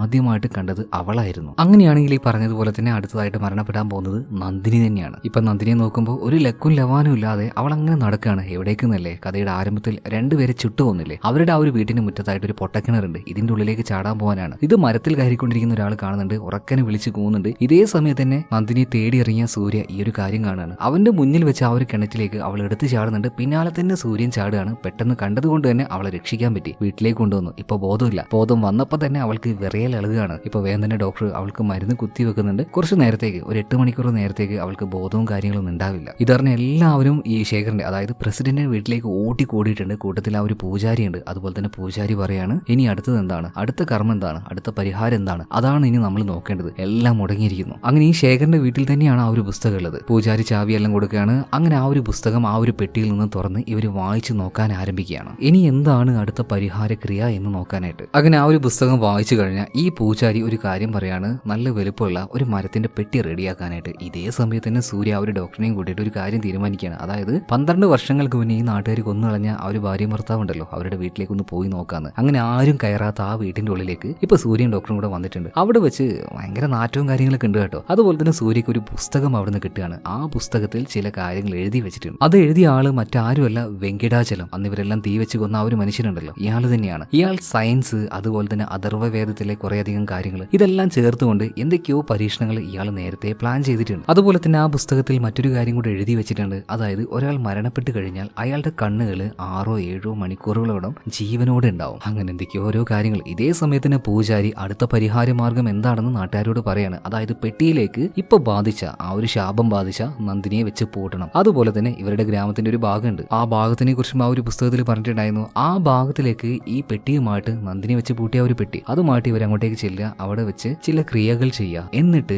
എല്ലാവരും അവരവരുടെ കൈകളിൽ ചെറുതായിട്ടൊന്ന് മുറിച്ച് ആ ഒരു പരിഹാര ക്രിയകൾക്ക് വേണ്ടിയിട്ട് ഓരോരുത്തരും അവരുടേതായ ആ ഒരു രക്തം കൊടുക്കണം. ഇതിനുശേഷം പൂർണ്ണമായിട്ടും നന്ദിനിയെ സമാധിയാകണം. ഇത് കേട്ട സമയത്ത് ശേഖർ ആകെ ഞെട്ടിപ്പോവാണ്. പൂജാരി, നിങ്ങൾ എന്താ ഈ പറയുന്നത്? എന്റെ മകളെ കൊന്നുകളയാനോ? അവളെ രക്ഷപ്പെടുത്തി കൊണ്ടുവന്നിട്ടല്ലേ ഉള്ളൂ. ദയവ് ചെയ്തിട്ട് പൂജാരി, നിങ്ങൾ ഈ ഒരു കാര്യം മാത്രം ചെയ്യരുത് എന്ന ഈ ഒരു അവസരം മറ്റേ അബ്ബായി രാജ് ഉപയോഗിക്കുകയാണ്. ഇയാൾക്ക് ഓൾറെഡി ശേഖരനോട് ദേഷ്യമുണ്ട്. കാരണം അന്ന് ഇയാളുടെ മകളുടെ കല്യാണത്തിന് പോകാൻ പറ്റിയില്ല, കല്യാണം നീട്ടിവെച്ചു. ഇതേ സമയത്തിന് അബ്ബായി രാജ് പറയണം, അത് പിന്നെ നാടിന്റെ നേതാവായിട്ട് നാടിന് നല്ലൊരു കാര്യം വരാൻ വേണ്ടിയിട്ട് നിങ്ങൾ ഈ ഒരു കാര്യം ചെയ്യില്ലാന്നോ? ഇതേ സമയത്ത് തന്നെ ശേഖർ വന്ന് കരഞ്ഞ് കാല് പിടിച്ചുകൊണ്ട് പറയണം, അബ്ബായി രാജു, ഈ സമയത്ത് ദേഷ്യം തീർക്കരുത്. അന്ന് നിന്റെ മകളുടെ കല്യാണം ഒന്ന് നീട്ടി വെച്ചേയുള്ളൂ. ഇന്ന് എന്റെ മകളെ കുഴിച്ചിടാനാ പോകുന്നത്. എന്താണങ്ങനെ കൂടെ നിൽക്കുന്നൊക്കെ പറയുമ്പോൾ നാട്ടുകാർ രണ്ടായിട്ട് പിരിയാണ്. ചില ആൾക്കാർ പറയുന്നുണ്ട് ഇത് ചെയ്യണമെന്ന്, ചില ആൾക്കാർ പറയാണ് ഇത് പറ്റില്ലാന്ന്. ഇതിന്റെ ഇടയിൽ കുറച്ച് ആൾക്കാർ വീടിന്റെ ഉള്ളിൽ കയറി ചെല്ലാണ് അവളെ പിടിച്ച് അവർ പെട്ടിയിലാക്കാനായിട്ട്. ഇപ്പൊ എല്ലാത്തിനും ചവിട്ടി പുറത്തിടുകയാണ് ആര്? നമ്മുടെ സൂര്യ. എന്നിട്ട് പറയാണ്, എനിക്ക് കുറച്ച് സമയം തരണം, 8 മണിക്കൂർ. അതിന്റെ ഉള്ളിൽ നിങ്ങൾ ഈ പറയുന്ന സൂര്യഗ്രഹണോ ചന്ദ്രഗ്രഹണോ എന്ത് തേങ്ങാക്കൊലയായാലും സംഭവിക്കട്ടെ, അതിന്റെ ഉള്ളിൽ ഇതിന്റെ എല്ലാത്തിന്റെയും പിന്നിലുള്ള ആ ഒരു രഹസ്യം ഞാൻ കണ്ടുപിടിച്ചിരിക്കും. അതുവരെ ഇവൾ ആരും ഒന്നും ചെയ്യാൻ പാടില്ല. തടുക്കാൻ വരുന്ന എല്ലാവരും ഈ ഒരു സൂര്യ അടിച്ച് തെറിപ്പിക്കുകയാണ്. ഇതേ സമയത്തിന് പൂജാരി പറയാണ്, അവന് സമയം കൊടുക്ക്, 8 മണിക്കൂറല്ലേ, നമുക്ക് അത് കഴിഞ്ഞ് നോക്കാന്ന് പറയാണ്. അങ്ങനെ സൂര്യ വേഗം തന്നെ ആ ഒരു ഗ്രാമത്തിന്റെ ബോർഡർ താണ്ടി പോകാൻ നിൽക്കുകയാണ്. എന്നാൽ അടുത്ത ഗ്രാമത്തിലെ ആൾക്കാർ ഇവിടെ ഒരു ചെറിയ പരിപാടി ഒപ്പിക്കുകയാണ്. ഇവര് വിചാരിച്ചു ഈ ഗ്രാമത്തിൽ എന്തോ ഒരു പകർച്ചവ്യാധി വന്നിട്ടുണ്ട്, അതുകൊണ്ട് ഒരാളെ പോലും ഈ ഒരു ഗ്രാമത്തിലേക്ക് കടക്കാൻ വിടില്ല. അവിടെ ഇവരെല്ലാവരും ഭയങ്കരമായിട്ട് ബ്ലോക്ക് ആക്കി വെച്ചിട്ടുണ്ട്. സൂര്യ ഇതൊന്നും നോക്കിയില്ല. അവിടെ ഒരു കാളവണ്ടി വെച്ച് അതിന് തീ കൊടുത്തിട്ടുണ്ടായിരുന്നു. ഇതിലേക്ക് ഒരൊറ്റ ഇടിയടിക്കാണ്. ഇടിച്ച് തെറിപ്പിച്ചിട്ട് അവൻ ജീപ്പോണ്ട് അങ്ങനെ പോവാണ്. ഇതിന്റെ പിന്നാലെ നാട്ടുകാർ ഓടി വരുന്നുണ്ടെങ്കിലും ഒരാൾ മാത്രം ഭയങ്കര വേഗത്തിൽ ഇതിന്റെ പിന്നാലെ ചെല്ലുകയാണ്. എന്ന് ഇയാൾക്ക് ഈ ഒരു ഓട്ടത്തിനിടയിൽ അപകടം സംഭവിക്കുകയാണ്. നിലത്ത് വീണ് തലയിടിച്ച് ഇയാൾ സ്പോട്ടിൽ മരണപ്പെട്ടു പോവാണ്. ഇപ്പൊ ഈ അടുത്ത ഗ്രാമത്തിലെ ആൾക്കാർ വിചാരിക്കുകയാണ് ഇതും ആ ഒരു ശാപത്തിന്റെ ഭാഗമാണ്. എന്തായാലും നമ്മുടെ സൂര്യൻ നേരെ ചെല്ലുന്നത് എങ്ങോട്ടേക്കാണ്? ആ ഒരു അനാഥാലയത്തിലേക്കാണ്. ഏത് അനാഥാലയത്തിലേക്ക്? 12 വർഷങ്ങൾക്ക് മുന്നേ 2 മനുഷ്യരെ പച്ചക്ക് തീ കൊളുത്തിയില്ലേ, അവർക്കൊരു മകനുണ്ടായിരുന്നില്ലേ? അന്ന് അവനെ കൊല്ലാൻ നോക്കിയപ്പോ നമ്മുടെ ശേഖർ അവനൊരു ഓർഫനേജിൽ കൊണ്ടുപോയി ചേർത്തില്ലേ, ആ ഓർഫനേജിലേക്ക് തന്നെ അങ്ങോട്ടേക്ക് എത്തി. ഇപ്പൊ ആ ഒരു പയ്യനെ കുറിച്ച് സൂര്യ ചോദിക്കുമ്പോൾ അവിടുത്തെ ആ ഒരു വാർഡൻ ഞെട്ടിപ്പോവാണ്. അവനെ കുറിച്ച് പറയുമ്പോൾ തന്നെ പേടിയാവാണ്. എന്താ കാര്യം എന്ന് വെച്ചാൽ രാത്രിയാകുന്ന സമയത്ത് അവന്റെ ആ ഒരു ചെറുപ്പകാലത്ത് ഇവിടെ കൊണ്ടുവന്നാക്കിയ ആ ഒരു സമയത്തൊക്കെ എന്തൊക്കെയോ മന്ത്രങ്ങൾ ഇങ്ങനെ പറഞ്ഞുകൊണ്ടിരിക്കും. അതൊക്കെ കേൾക്കുമ്പോൾ ബാക്കിയുള്ള പിള്ളേർക്ക് പേടിയാവും. പിന്നെ ഇടയ്ക്കിടയ്ക്ക് കാട്ടിലേക്ക് ഒറ്റയ്ക്ക് പോവാറുമുണ്ട്. മാത്രമല്ല അവനെ ആരെങ്കിലും ഉപദ്രവിക്കാനൊക്കെ നോക്കിയാൽ ഈ നോക്കുമർമ്മം ഉണ്ടല്ലോ, അത് ഉപയോഗിച്ച് അവരെന്താണോ ചെയ്യാൻ ഉദ്ദേശിച്ചത് അത് അവർക്ക് നേരെ തന്നെ അവർ പ്രയോഗിക്കും. അങ്ങനെ വല്ലാത്ത എന്തൊക്കെയോ ഒരു ശക്തി ആ ഒരു പയ്യനുണ്ടായിരുന്നു. അതുപോലെ തന്നെ ഒരു ദിവസം രാത്രി ഇവൻ കാട്ടിലേക്ക് പോയപ്പോൾ ഞാൻ ഒന്ന് പിന്നാലെ ചെന്ന് നോക്കി. എന്തോ മൃഗങ്ങളെ വെച്ചുള്ള എന്തോ ഒരു ബലി അവൻ അവിടെ വെച്ച് നടത്തുമായിരുന്നു. ഞാൻ ആകെ പേടിച്ചു പോയി. പിന്നീട് ഒരു ദിവസം ഇതുപോലെ അവൻ പോകാൻ നോക്കിയപ്പോൾ ഞാൻ അവനെ പിടിച്ചു വെച്ചു. എന്നാൽ എന്റെ മുഖത്ത് നോക്കി ചില കാര്യങ്ങൾ അവൻ എന്നോട് പറഞ്ഞതാ. അന്ന് ഞാൻ ഈ ഒരു കിടപ്പിലായി. ഞാൻ ആകെ ഭയന്നു പോയി. പിന്നീട് അവൻ ഇങ്ങോട്ടേക്ക് തിരിച്ചു വന്നിട്ടില്ല. ദാണ്ടെ ആ ഒരു ദിശയിലേക്കാണ്, കാടിന്റെ ഈ ഭാഗത്തേക്കാണ് അവൻ ഓടിപ്പോയത് എന്ന് ഈ ഒരു വാർഡൻ പറയുന്നുണ്ട്. എന്തായാലും ആ ഒരു ഭാഗത്തേക്ക് സൂര്യ ജീപ്പുമായിട്ട് ചെല്ലുകയാണ്. ചെറിയൊരു പുഴയെല്ലാം താണ്ടി പോകാനുണ്ടായിരുന്നു. ഇതെല്ലാം താണ്ടി കുറച്ച് ദൂരത്തേക്ക് അങ്ങനെ പോയപ്പോൾ ഒരുപാട് അഘോരികൾ ഇരുന്നുകൊണ്ട് എന്തൊക്കെയോ പൂജയും കാര്യങ്ങൾ ചെയ്യുന്നത് കാണുകയാണ്. മാത്രമല്ല ഈ ഒരു ഭാഗത്തേക്ക് എത്തിയ സമയത്ത് സൂര്യ ഉറക്കൻ ആ ഒരു പേര് വിളിക്കുന്നുണ്ട്. അതായത് ആ ഒരു പയ്യന്റെ പേര് ഭൈരവ എന്ന്. ഈ പേര് കേട്ടപാട് തന്നെ ഈ അഘോരികളെ മുഴുവനായിട്ടും സൂര്യയുടെ അടുത്തേക്ക് വരികയാണ്. അവനെ ആക്രമിക്കാൻ നോക്കുകയാണ്. ഈ അഘോരികൾ അവരുടെ ആ ഒരു മന്ത്രവാദം ഈ സൂര്യയുടെ ദേഹത്ത് ഉപയോഗിക്കാൻ നോക്കുമ്പോൾ അത് എഫക്ട് ചെയ്യുന്നില്ല. കാരണം എന്തായിരിക്കും? നന്ദിനി കൊടുത്ത ആ ഒരു മാല തന്നെയായിരിക്കണം. അവള് പറഞ്ഞിരുന്നല്ലോ ഒരു ശക്തിക്കും നിന്നെ ഇനി ഒന്നും ചെയ്യാൻ കഴിയില്ല എന്ന്. അപ്പൊ ഇവരുടെ ആ ഒരു മന്ത്രവാദം ഏൽക്കാത്തത് കൊണ്ട് തന്നെ ഈ അഘോരികൾ കത്തിയെടുത്തുകൊണ്ട് ഇവനെ കുത്തി കൊല്ലാൻ വേണ്ടി നിൽക്കുകയാണ്. ഇതേ സമയത്ത് തന്നെ ഇവരുടെയൊക്കെ ലീഡർ ആയിട്ടുള്ള ഒരു അഘോരി ഉണ്ടാവുമല്ലോ, ആ അഘോരി പറയാണ് അവനൊന്നും ചെയ്യേണ്ട, അവൻ നമ്മുടെ ആടിൽ പെട്ടതാണ്. മാത്രമല്ല ഈ അഘോരിയെ നമ്മൾ നേരത്തെയും കണ്ടിട്ടുണ്ട് കേട്ടോ. അങ്ങനെ ഈ അഘോരി വന്നിട്ട് സൂര്യയോട് കാര്യങ്ങളൊക്കെ പറഞ്ഞു കൊടുക്കുകയാണ്. ഭൈരവ, നീ അന്വേഷിച്ചു വന്ന അവൻ ഈ കാടിന്റെ എവിടെയോ വെച്ച് വല്ലാത്ത വല്ലാത്തൊരു ദുഷ്ക്രിയ ചെയ്തിട്ടുണ്ട്. അതുകൊണ്ടാണ് അഘോരികൾ ആ പേര് പറഞ്ഞപ്പോൾ നിന്നെ ആക്രമിക്കാൻ നോക്കിയത്. ആ ഭൈരവൻ ഈ കാട്ടിലേക്ക് വന്നിട്ട് ഒരു വലിയ മന്ത്രവാദം ചെയ്തിട്ടുണ്ട്. ആ മന്ത്രവാദത്തിന്റെ പേരാണ് മഹാമൃത്യുഞ്ജ മന്ത്രം. ഇത് വലിയൊരു ക്ഷുദ്രക്രിയയാണ്. നിങ്ങളുടെ നാട്ടിൽ നടക്കുന്ന ഓരോ കൊലപാതകങ്ങളുണ്ടല്ലോ, അതിന്റെ പിന്നിൽ ഈ ഒരു മൃത്യുഞ്ജ മന്ത്രമാണ്. പഴയ കാലത്ത് പുസ്തകങ്ങളിൽ ഈ ഒരു മന്ത്രത്തെക്കുറിച്ചും അതിന്റെ ആ ഒരു കാര്യങ്ങളെക്കുറിച്ചും എഴുതി വെച്ചിട്ടുണ്ടായിരുന്നു. എന്ന് ഒരിക്കലും അത് നശിച്ചു പോവാതിരിക്കാൻ വേണ്ടി പഴയ പാറകളിലും കാര്യങ്ങളൊക്കെ കുത്തി വെച്ചിട്ടുണ്ടായിരുന്നു. അങ്ങനെ ഈ പൂജ ചെയ്യണമെങ്കിൽ തന്നെ സൂര്യപ്രകാശം ഇല്ലാത്ത ഇരുട്ട് മൂടിയ ഒരു സ്ഥലം കൂടെ വേണം. എന്തായാലും ഈ ഒരു അഘോരിക്ക് സംശയം ഉണ്ടായിരുന്ന ഭാഗത്തേക്ക് സൂര്യൻ കുട്ടി അങ്ങനെ പോവുകയാണ്. എന്തായാലും ഓരോ കാര്യങ്ങൾ അവനോട് പറഞ്ഞു കൊടുക്കുന്നുണ്ട്. അതായത് ഈ ഒരു പൂജ ചെയ്യണമെങ്കിൽ, അത് വിജയിക്കണമെങ്കിൽ എന്താ ചെയ്യേണ്ടതെന്നറിയോ? ആരാണോ ഈ ഒരു പൂജ ചെയ്യുന്നത് അയാൾ ആദ്യം മരണപ്പെടണം, അയാൾ ആത്മഹത്യ ചെയ്യണം. അതാണ് ഈ ഒരു ക്ഷുദ്രക്രിയയുടെ തുടക്കം എന്ന് പറയുന്നത്. എന്തായാലും ഇപ്പൊ ആ ഒരു ഗുഹയിലേക്ക് സൂര്യ അതുപോലെ ഈ ഒരു അഘോരി എത്തിയിട്ടുണ്ട്. ഇവിടെ വെച്ച് സൂര്യക്ക് ഒരു കാര്യം ലഭിക്കുകയാണ്. അതായത് ഗ്രാമത്തിലെ എല്ലാവരും ബഹുമാനത്തോടെ നോക്കുന്ന ആ ഒരു പുസ്തകം ഉണ്ടല്ലോ, ആ പുസ്തകം, ഒറിജിനൽ പുസ്തകം ഇവിടെ വെച്ച് ലഭിക്കുകയാണെങ്കിൽ അപ്പോ ആ നാട്ടിലുള്ളത് എന്താണ്? അതൊരു ഫേക്ക് അല്ലേ? ഇപ്പൊ ആ അഘോരിയും പറയാണ്, ശരിയാണ്, അവിടെയുള്ളത് യഥാർത്ഥത്തിലുള്ളതല്ല, നാട്ടുകാരെല്ലാം ആരും ഒരാൾ കബളിപ്പിച്ചിട്ടുണ്ട്. ഇവിടെ വെച്ച് മറ്റൊരു കാര്യം കൂടെ നമ്മുടെ സൂര്യക്ക് ലഭിക്കുന്നുണ്ട്. അതായത് ഇവിടെ വെച്ച് പൂജ ചെയ്ത് സ്വയം ആത്മഹത്യ ചെയ്ത് കളഞ്ഞ ആ ഒരു ഭൈരവൻ ഉണ്ടല്ലോ, അവന്റെ ID കാർഡ്. അത് നോക്കിയ സമയത്ത് സൂര്യൻ ഞെട്ടിപ്പോവാണ്. അത് മറ്റാരുമല്ല, നമ്മുടെ രവി ഉണ്ടല്ലോ, സാവിത്രിയുടെ കാമുകൻ, അവനായിരുന്നു. അതായത് രവിയുടെ യഥാർത്ഥ പേര് ഭൈരവ എന്നാണ്. ഭൈരവ മറ്റാരുമല്ല, തുടക്കത്തിൽ നമ്മൾ കണ്ടില്ലേ ആ 2 മനുഷ്യര് കത്തിച്ചു കളഞ്ഞില്ലേ, അവരുടെ മകനാണ്. അനാഥാലയത്തിൽ കൊണ്ടാക്കിയ അവരുടെ മകൻ തന്നെ റിവെഞ്ച് എടുക്കാനായിട്ട്, ഈ ഗ്രാമത്തെ മുഴുവൻ നശിപ്പിക്കാനായിട്ട് അവൻ വന്നിരിക്കുകയാണ് വ്യക്തമായ പദ്ധതിയോട് കൂടിയിട്ട്. ഈ ഒരു ദുഷ്ക്രിയ ഇത് ചെയ്തു കഴിഞ്ഞിട്ട് അവൻ ആദ്യം ചെയ്തത് എന്താണ്? ഈ ഒരു സാവിത്രിയും കൂട്ടി രക്ഷപ്പെടാൻ നോക്കി. എന്നിട്ട് അവളുടെ മുന്നിൽ വെച്ച് അന്ന് അപകടം ഉണ്ടായതല്ല, അവൻ സ്വയം മരിച്ചതാണ്. അത് നേരിട്ട് ആര് കണ്ടു? സാവിത്രി കണ്ടു. സാവിത്രി നേരെ പോയിട്ട് തേനീച്ച കൂടിൽ തലവെച്ചു. ഇതാര് കണ്ടു? ആ ഒരു തോട്ടക്കാരൻ കണ്ടു. പിന്നെ ഒരു തോട്ടക്കാരൻ കഴുത്തറുത്ത് മരണപ്പെട്ടു. ഇതാര് കണ്ടു? നമ്മുടെ സുധ കണ്ടു, അതായത് സൂര്യയുടെ ചേച്ചി. അവള് സ്വയം ആത്മഹത്യ ചെയ്തു. ആ കാര്യം പിന്നീട് ആര് കണ്ടു? നന്ദിനി കണ്ടു. അതായത് ഇതൊരു ചെയിന് പോലെ അങ്ങനെ നടന്നുകൊണ്ടിരിക്കുകയാണ്. പക്ഷെ ഇതൊക്കെ നടക്കുമ്പോഴും ഇങ്ങനെ പുസ്തകം മാറ്റണമെങ്കിൽ ഈ ഒരു രവിയെ സഹായിച്ച ആരും ഒരാൾ ആ ഒരു ഗ്രാമത്തിലുണ്ട്. ഇപ്പോഴും ഈ ക്രിയകളൊക്കെ അതിൻ്റെതായ ആ ഒരു വഴിക്ക് നടക്കാനായിട്ട് സഹായിക്കുന്ന ഏതോ ഒരാള്, ആ ആളെ നമുക്ക് തീർച്ചയായിട്ടും കണ്ടുപിടിക്കണം. ഇപ്പൊ സൂര്യയും അതുപോലെ തന്നെ ഈ അഘോരിയും കൂടെ നേരെ ആ ഒരു ഗ്രാമത്തിലേക്ക് പോകണം. ഇതേ സമയത്ത് തന്നെ ഗ്രാമത്തിലേക്ക് നോക്കുകയാണെങ്കിൽ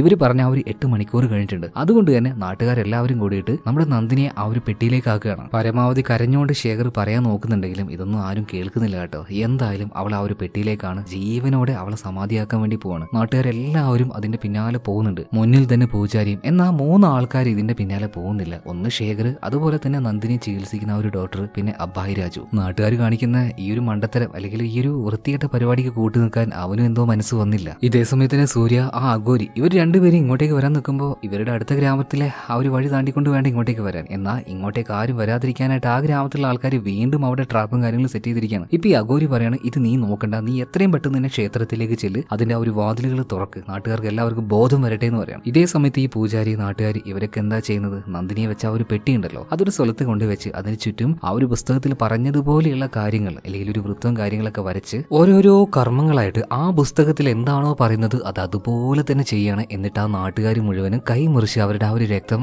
ഈ ഒരു കർമ്മത്തിന് വേണ്ടി കൊടുക്കുന്നുണ്ട്. ഇപ്പൊ ഈ ഒരു കൂട്ടത്തില് നേരത്തെ നമ്മൾ ഇല്ലാന്ന് പറഞ്ഞ അഭയരാജു അതുപോലെ തന്നെ ഈ ഒരു ഡോക്ടർ വരെ ഇപ്പൊ ഉണ്ട് കേട്ടോ. ഗ്രാമത്തിന്റെ നല്ലതിന് വേണ്ടി എന്ന് പറഞ്ഞതുകൊണ്ടാണ് ഇവരൊക്കെ വന്നത്. പക്ഷേ നന്ദിനിയുടെ അച്ഛനായിട്ടുള്ള ശേഖർക്ക് മാത്രം ഇതൊന്നും ചെയ്യാൻ കഴിയുന്നില്ല. ഇതേ സമയത്തിന് നമ്മുടെ സൂര്യ ഈ ഒരു ഗ്രാമത്തിലേക്ക് വന്നു. പെട്ടെന്ന് തന്നെ ആ ഒരു അമ്പലം പോയിട്ട് തുറക്കുകയാണ്. ഇവന്റെ പിന്നാലെ വന്ന അപ്പുറത്തെ നാട്ടിലെ ആ നാട്ടുകാര് ആ ഒരു വര താണ്ടി ഇവർക്ക് ഇങ്ങോട്ടേക്ക് വരാൻ തന്നെ പേടിയാണ്. ആ ശാപം, അതിന്റെ ആ ഒരു പ്രശ്നങ്ങൾ അല്ലെങ്കിൽ എന്തെങ്കിലും രോഗം വരുമോ എന്നെല്ലാം കരുതിയിട്ട് ഒരാൾ പോലും വര താണ്ടി ഇപ്പുറത്തേക്ക് വരുന്നില്ല. ഇതേ സമയത്ത് പൂജ കഴിഞ്ഞ ആൾക്കാരെ നോക്കുകയാണെങ്കിൽ ഇവന്മാരുടെ എല്ലാവരുടെയും കണ്ണ് ഒരു വെള്ള നിറത്തിലേക്ക് മാറുകയാണ്. അതായത് എന്തോ ഒരു പ്രത്യേക രീതിയിൽ ഇവരെല്ലാവരും വശ്യപ്പെട്ടതുപോലെ. കഥയുടെ ഗതി ഏകദേശം എങ്ങോട്ടേക്കാ പോകുന്നതെന്ന് നിങ്ങൾക്ക് ഇപ്പൊ മനസ്സിലായിട്ടുണ്ടാവുമല്ലോ. അതുപോലെ ഈ ഒരു സമയത്ത് ഇങ്ങോട്ടേക്ക് എത്തിയ സൂര്യ അതുപോലെ തന്നെ ആ ഒരു അഘോരി രണ്ടുപേരും ഇങ്ങോട്ടേക്ക് എത്തിയിട്ടുണ്ട്. നമ്മുടെ സൂര്യ ഒന്നും നോക്കാതെ അവിടെ ചെയ്ത ആ ഒരു കർമ്മങ്ങൾ ഇതൊന്നും നോക്കാതെ നന്ദിനിയെ പൂട്ടി വെച്ച് ആ ഒരു പെട്ടി തുറക്കാൻ വേണ്ടി പോകുമ്പോൾ ഇപ്പൊ ആ ഒരു അഘോരി അതിനെ തടുക്കുകയാണ്. മാത്രമല്ല അഘോരി ഒരു കാര്യം കാണിച്ചു കൊടുക്കുന്നുണ്ട്. സൂര്യയോട് പറഞ്ഞിട്ട് ഒരു ഇരുമ്പിന്റെ ഒരു കട്ടപ്പാര ഇതിന്റെ ഉള്ളിലേക്ക് ഇടാൻ വേണ്ടി പറയാണ്. അത്രയും സ്ട്രോങ് ആയിട്ടുള്ള ഈ ഇരുമ്പ് കഷ്ണം പോലും ആ ഒരു വൃത്തം താണ്ടി അപ്പുറത്തേക്ക് പോകുന്നില്ല. അത് കരിഞ്ഞ് നശിച്ചില്ലാതായി പോവാണ്. അത്രത്തോളം പവർഫുൾ ആണ് ആ ഒരു വൃത്തങ്ങൾ.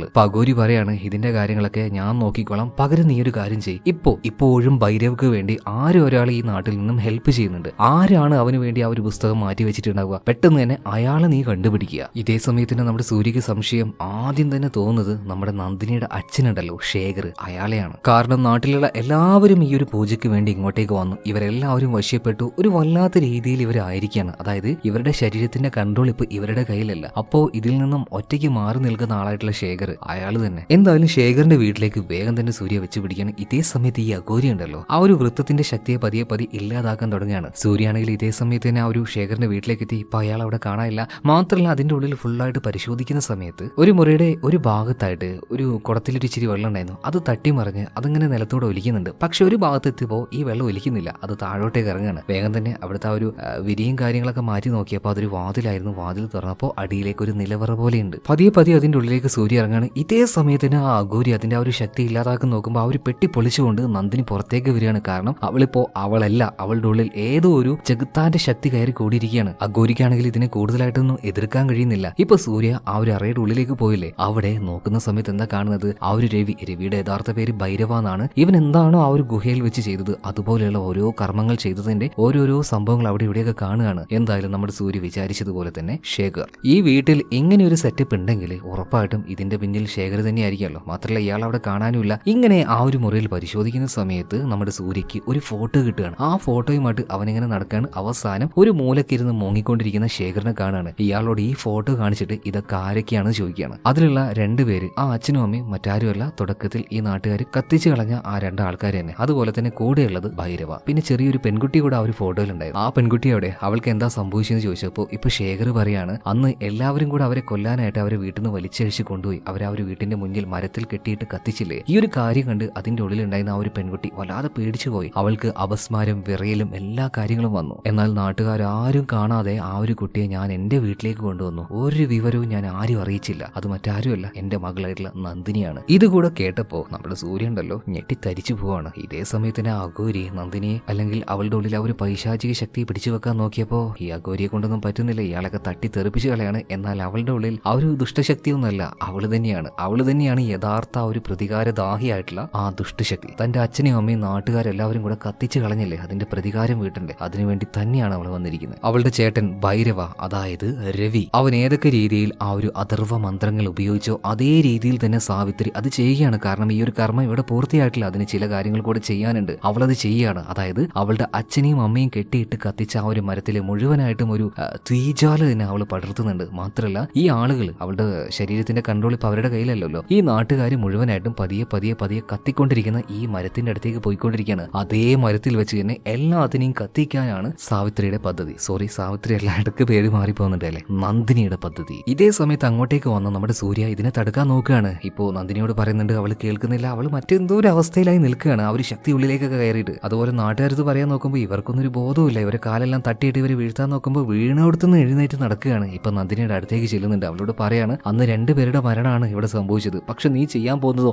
ഈ ഗ്രാമത്തിൽ മുഴുവൻ ആൾക്കാരെയാണ് ചുട്ടുകൊല്ലാൻ പോകുന്നത്. അന്ന് നിന്റെ അച്ഛനും അമ്മയ്ക്കും കിട്ടിയ ആ ഒരു ശിക്ഷ അത് അവർ ചെയ്ത തെറ്റുകൊണ്ടല്ലേ. ഇതേ സമയത്ത് തന്നെ നന്ദിനി പറയാണ്, തെറ്റോ എന്റെ അച്ഛനും അമ്മയും എന്ത് തെറ്റാടോ ചെയ്തത്? എന്റെ അച്ഛൻ ആരായിരുന്നു അറിയോ? എന്റെ അമ്മ ആരായിരുന്നു അറിയോ? എന്റെ അമ്മയ്ക്ക് എന്തായിരുന്നു അറിയോ നിങ്ങൾക്കൊക്കെ? എന്റെ അച്ഛന്റെ പേര് വെങ്കിടാചലപതി. അദ്ദേഹം സയൻസും അതുപോലെ തന്നെ ഈ അഥർവവേദങ്ങളൊക്കെ ഒരുപാട് പഠിച്ചിട്ടുണ്ടായിരുന്നു. എന്റെ അമ്മയ്ക്ക് ഈ സമയത്താണ് വല്ലാത്തൊരു അസുഖം വന്നത്. അതിനെ ചികിത്സിക്കാനായിട്ട് സയൻസിനെയും അഥർവവേദത്തിനെയും ഒരുമിച്ച് അദ്ദേഹം മുന്നോട്ടേക്ക് കൊണ്ടുപോയി. പക്ഷേ ഈ സമയത്ത് പൈശാചികമായ ശക്തികൾ ഒരുപാട് പുറത്തേക്ക് വരും. അത് അവരുടെ ഫാമിലിയിൽ തന്നെ വലിയ പ്രശ്നങ്ങൾ ഉണ്ടാക്കും. ഇത് നേരത്തെ മനസ്സിലാക്കിയ ഈ മനുഷ്യൻ, അതായത് വെങ്കിടാചലപതി, ആദ്യം ചെയ്യുന്നത് ഒരു മാല ഉണ്ടാക്കിയിട്ട് അത് സ്വന്തം ഭാര്യയുടെ കഴുത്തിൽ ഇട്ടു കൊടുക്കുകയാണ്. അങ്ങനെയാണെങ്കിൽ ദുഷ്ടശക്തികളുടെ ഒരു പ്രവർത്തനം അവളുടെ ദേഹത്ത് നടക്കില്ല. ഇതിനുശേഷമാണ് വെങ്കിടാചലപതി ആ ഒരു പരീക്ഷണം ആരംഭിക്കുന്നത്. അതിനു വേണ്ടിയിട്ട് മരണമടഞ്ഞ ഒരു ശവശരീരം വേണമായിരുന്നു. അങ്ങനെ മരിച്ചുപോയ ഒരു കുട്ടിയുടെ മൃതദേഹം മോർച്ചറിയിൽ പോയിട്ട് മേടിക്കുകയാണ്. എന്നിട്ട് ആ കുട്ടിയുടെ മൃതദേഹമാണ് നമ്മൾ കഥയുടെ ആരംഭത്തിൽ കണ്ടതുപോലെ ആ ഒരു ചക്രത്തിന്റെ ഉള്ളിൽ വെച്ചുകൊണ്ട് പൂജയും ബാക്കിയുള്ള ആ ഒരു കർമ്മങ്ങളും ഈ ഒരു വെങ്കിടാചലപതി ചെയ്തത് തന്റെ ഭാര്യയുടെ ആരോഗ്യം വീണ്ടെടുക്കാനായിട്ട്. എന്നാൽ നാട്ടുകാരിൽ ചിലർ ഇത് തെറ്റിദ്ധരിക്കുകയാണ്. ഇവരുടെ ആഭിചാര ക്രിയകൾക്ക് വേണ്ടിയിട്ട് ഇവരാണ് നാട്ടിലെ കുട്ടികളെല്ലാം കൊല്ലുന്നതെന്ന്. ഈ ഒരു കാര്യം അറിഞ്ഞ നാട്ടുകാർ ഭ്രാന്ത് പിടിച്ച് ഇങ്ങോട്ടേക്ക് വരികയാണ്. ഇവർ രണ്ടുപേരെയും ആക്രമിച്ചു കെട്ടിയിട്ട് പച്ചക്ക് തീ കൊളുത്തുകയാണ്. ഈ ഒരു കാര്യം നേരിട്ട് കണ്ട